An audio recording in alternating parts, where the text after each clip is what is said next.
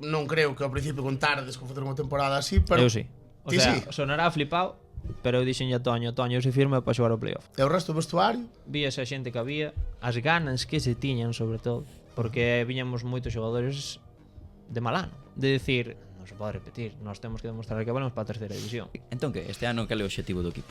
Home, penso que andar como o ano pasado. Non meterse en playoff sería un fracaso. Para min, sí. E que é o que máis te gusta da afición do Estradense? Intensidade co que vive todo. Porque é verdad que de nada fan mundo. Porque, joder, nós sentimos futbolistas profesionales o ano pasado. Somos 4 amigos que lle pegan patadas a un balón. O de nada fixeron que nos sentiramos, pois, Bellingham, Messi, compañía.